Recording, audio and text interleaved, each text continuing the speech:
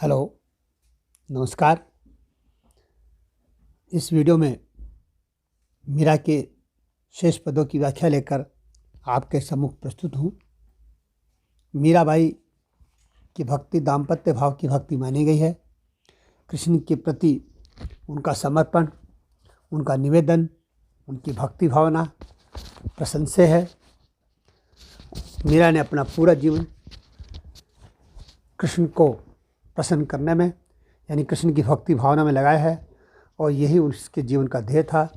इसके बीच में जो भी बाधाएं आई, मीरा ने कभी उन बाधाओं की परवाह नहीं की। वे बाधाएं स्वतः ही हार करके दूर हट गई, परंतु मीरा जो है वो अपनी भक्ति भावना पर अड़िग रही।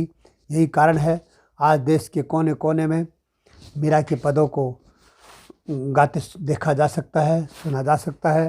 राजस्थान के तो कण कण में मीरा के भजनों की सुगंध महक व्याप्त है। राजस्थान की पहचान है मीरा के नाम से। उन्हीं के पदों को की व्याख्या लेकर के आपके सम्मुख प्रस्तुत हूँ। देखिए मीरा क्या कहती है इन पदों में। जोगिया से प्रीत किया दुख होई, प्रीत किया सुख ना मोरी सजनी, जोगी मिंतन कोई, रात दिवस कल नाही परत है, तुम मिलिया बिन मोई, ऐसी सूरत या जग माही, फेरी न देखी सोई, मीरा के प्रभु कबर मिलोगे, मिलिया आनंद होई, जोगिया से प्रीत किया दुख होई। कठिन शब्दों को देखें जरा। मोरी का अर्थ मेरी, सजनी का अर्थ सखी, मिंत का अर्थ मित्र, कल का अर्थ चैन। प्रसंग कुछ इस प्रकार बनेगा। प्रस्तुत पद मीरा द्वारा रचित मीरा मुक्तावली से लिया गया है। इसमें मीरा ने अपने आराध्य प्रियतम से मिलन सुख की कामना प्रकट की है और वो मीरा कहती है, हे सखी, जोगिया अर्थात निर्मोही प्रियतम से प्रेम की लगन रखने से या प्रेम करने से ही दुख मिलता है। ऐसे निर्मोही से प्रेम करने पर सुख नहीं मिलता है, क्योंकि ऐसा जोगी प्रियतम तो किसी का भी हितैषी नहीं होता है। हे प्रियतम, तुमसे मिले बिना मुझे रात दिन चैन नहीं मिलता, यह सुख आराम नहीं मिलता। इस संसार में ऐसी दशा फिर कभी कहीं भी नहीं दिखाई देती है। ऐसी रूप माधुरी इस संसार में कहाँ देखने को मिलती है। अंत में मीरा कहती है कि हे प्रभु, आप मुझे कब मिलोगे, कब दर्शन दोगे। तुमसे मिलन होने पर ही मुझे परम आनंद की प्राप्ति होगी, मतलब जीवन मुक्ति मिल जाएगी। इस तरह से इस पद में मीरा जो कह रही है उसको संक्षेप में इस तरह समझ सकते हैं। मीरा अपनी सखी से कहती है, जोगियों से यानी प्रभु से, ईश्वर से प्रेम करने पर बड़ा दुख होता है, क्योंकि प्रेम की परीक्षा ली जाती है, प्रेम में पीड़ाएं झेलनी पड़ती हैं, प्रेमी को वियोग की ऐसे ही पीड़ा सहन करनी पड़ती है। प्रेम भक्ति का जो मार्ग है वो इतना सहज नहीं है, उसमें भी अनेक प्रकार के दुख और संकटों का सामना करना पड़ता है। इसलिए कहती है कि मीरा कहती है कि मेरे प्रभु से प्रेम करने पर दुखों का सामना करना पड़ता है, और परंतु उपाय और कोई उपाय भी नहीं है, क्योंकि मित्र यानी प्रियतम से प्रेम करने में ही आनंद की प्राप्ति होगी। प्रेम फलित होगा तभी आनंद मिलेगा। ईश्वर से प्रेम नहीं किया तो इस संसार में जीने का कोई मतलब नहीं है। इसलिए प्रभु से प्रेम करना ही जीवन का मुख्य उद्देश्य है।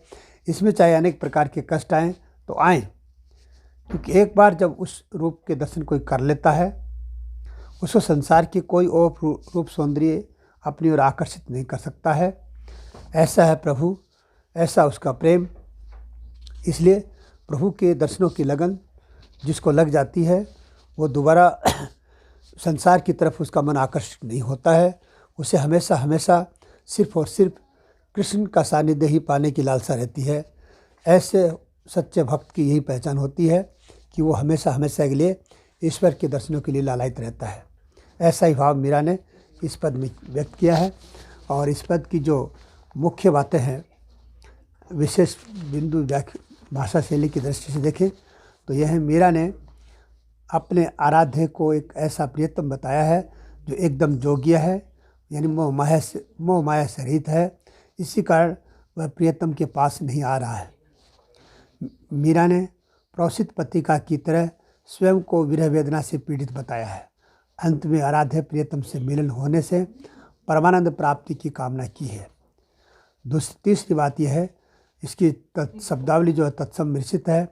अनुप्रास, यमक, काव्यलिंग, विनोदोक्ति आदि अलंकार इसका पंक्ति में प्रयुक्त हुए हैं।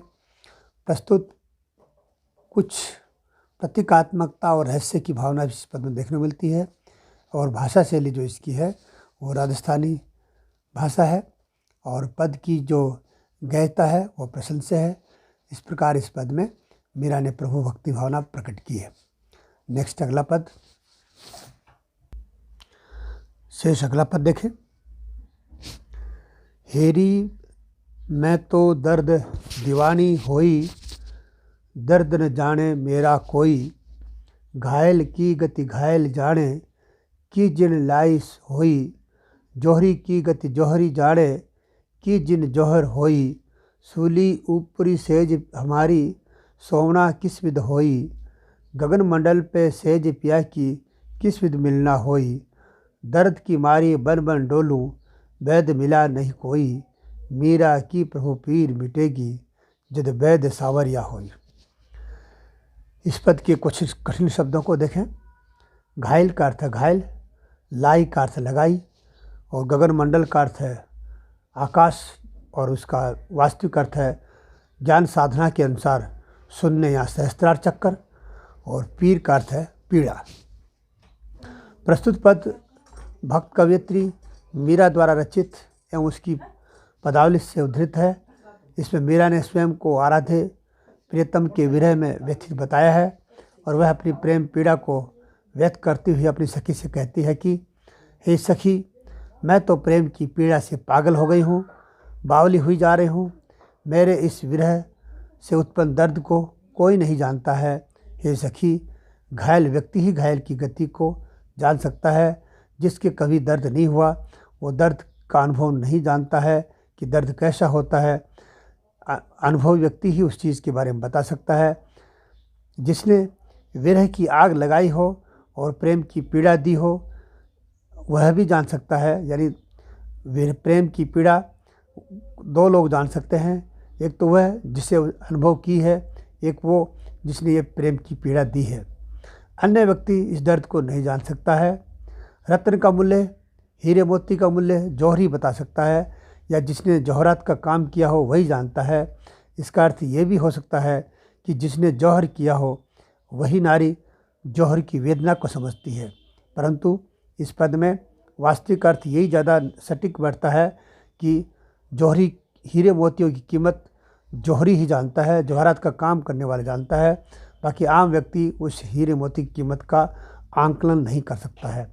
तो सच्चा भक्ति प्रभु प्रेम की महत्ता समझ सकता है, इसका भाव यह है। इसी प्रकार विरह व्यक्ति की विरह वेदना को भली प्रकार समझा जा सकता है। प्रेम करके विरह संताप में रहना तो सूली की सेज के ऊपर सोने के समान है। यानी प्रेम की विरह वेदना जो है और उस विरह वेदना में जीना ऐसा माना गया है, ऐसा लगता है मानो सूली की सेज पर सो रहा हो। और जहाँ कांटों की सेज होती है, सूली का सेज का मतलब यहाँ कांटों की सेज है, जहाँ कांटों की शैया हो और उस पर नींद आना असंभव है, मुश्किल है। ठीक इसी प्रकार जो प्रभु प्रेम में संतप्त है, विरह में व्याकुल है, उसका संसार में कहीं भी उसको आनंद मिलना, संसार में उसका मन लगना बिल्कुल भी असंभव है। उसका तो एक एक पल प्रभु के बिना दुख और संकट और पीड़ा में बीतता है। आराध्य प्रियतम की सेज भी यहाँ नहीं है, वो सेज भी सहस्त्रार चक्कर से ऊपर तीसरे तिल में है और वहाँ हर कोई नहीं जा सकता है। इसलिए प्रियतम तक पहुँचना भी बड़ा मुश्किल है।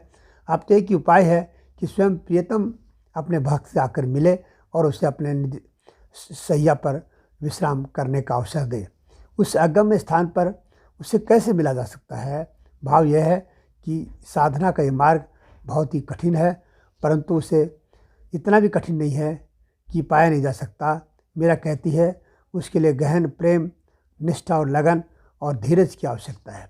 मीरा कहती है, मैं दर्द की मारी बन बन में डोलती फिर रही हूँ, परंतु मेरी प्रेम पीड़ा का उपचार करने वाला कोई वैद्य मुझे संसार में नहीं मिला। मीरा के कहने का मतलब यह है कि मेरी पीड़ा ही इस प्रकार की है कि संसार का कोई वैद्य ठीक कर ही नहीं सकता। मेरी पीड़ा तो प्रभु के दर्शनों की है और वो पीड़ा सिर्फ प्रभु ही कर सकते हैं। अन्य कोई संसार में इस पीड़ा को दूर नहीं कर सकता। इसलिए मीरा अंत में कहती है, मीरा की यह विरह की पीड़ा तो तभी शांत हो सकती है जो स्वयं सांवरिया वैद्य बन कर के आएगा, अर्थात प्रियतम श्याम सुंदर के आने पर, उनसे मिलन होने पर ही मुझे इस वेदना से मुक्ति मिल सकती है, अन्यथा मुझे इस पीड़ा से छुटकारा नहीं मिलेगा। मेरा जीवन हमेशा ऐसे ही दुखी रहेगा। इस पद में भाषा शैली की दृष्टि से विचार करें तो विरह वेदना से दुखी व्यक्ति की पीड़ा की वास्तविक अनुभूति का चित्रण किया है और हीरो की परख जोर ही कर सकता है, ऐसा इस पद में बताया गया है। दूसरी बात इसमें यह है कि नारी ने स्वयं को दर्द दीवानी बताकर, यानी मीरा ने स्वयं को दर्द दीवानी बताकर अपनी असह वेदना की व्यंजना प्रकट की है।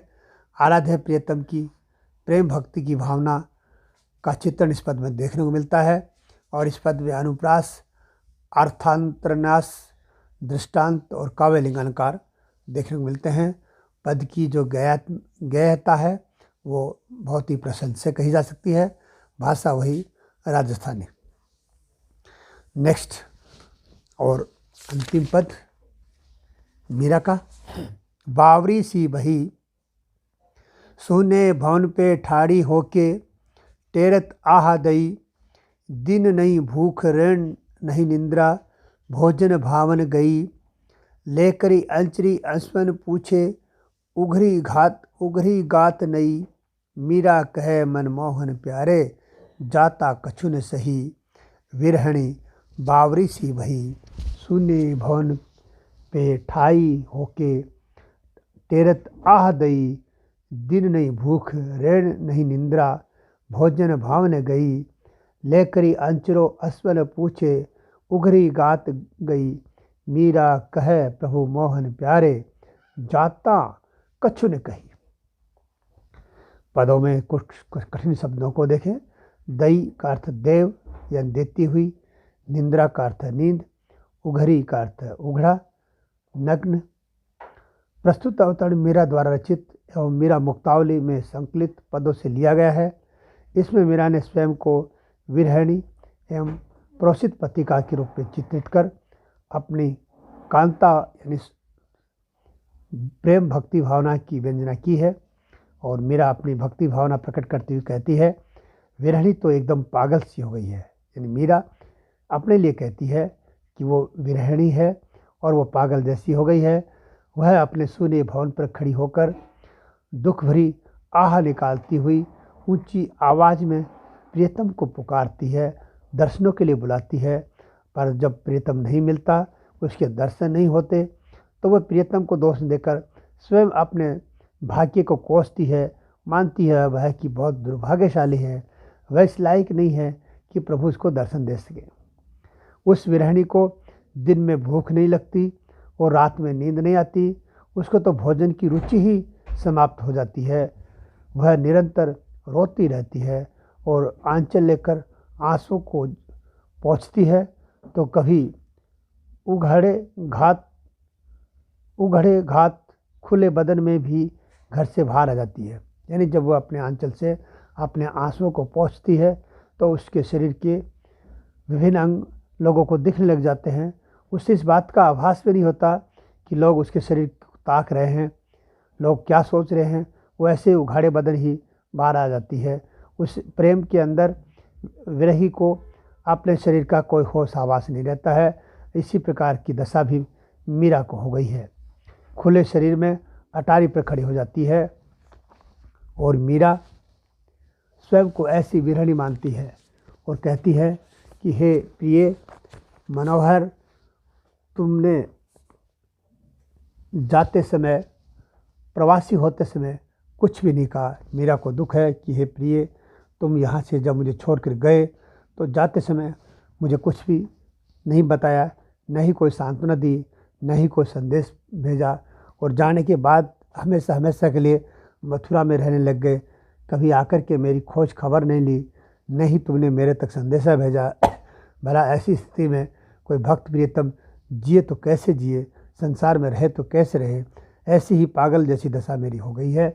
हे प्रभु, अब तो ये स्थिति तभी सुधर सकती है जब आपके दर्शन हो। भाषा शैली की दृष्टि से कुछ विशेष बातों पर विचार करें तो ये है कि विरहिणी के पागल होने का वर्णन करने में उसके कई कारण बतलाए गए हैं कि विरहिणी पागल क्यों जाती है। मीरा ने उसके अनेक कारण बतलाए हैं। दूसरी बात यह है, प्रियतम प्रवासी होते समय कुछ कह कर जाते हैं तो प्रियतम को की विरह व्यथा कुछ कम हो जाती है, परंतु यहाँ तो कृष्ण ने प्रवास करते समय मीरा को कुछ नहीं कहा। ऐसी स्थिति में प्रियतमा का दुख और वेदना और अधिक बढ़ जाती है और उसके कहीं अंत होने की संभावना नहीं दिखाई देती है। ऐसा ही दुख मीरा का दुख है कि उसका प्रियतम उसे बिना बताए ही चला गया। इस पद में अनुप्रास, काव्यलिंग एवं स्वभावोक्ति अलंकार हैं। उघरी, गात, गयो मुहावरे का प्रयोग भाव गांधीर्य की दृष्टि से बहुत ही प्रशस्य है और पद की गयता भी प्रशस्य है। भाषा राजस्थानी है। इस प्रकार इन्हीं पदों की व्याख्या के साथ मेरा के जो पद आपके पाठ्यक्रम में संकलित किए गए थे उनकी व्याख्या इन 3 वीडियो में पूरी हुई। शेष अन्य जो कवि हैं उनकी व्याख्या मैं अगले वीडियो में लेकर आपके सम्मुख प्रस्तुत होऊंगा। इसी के साथ आप सबको बहुत बहुत आभार और धन्यवाद।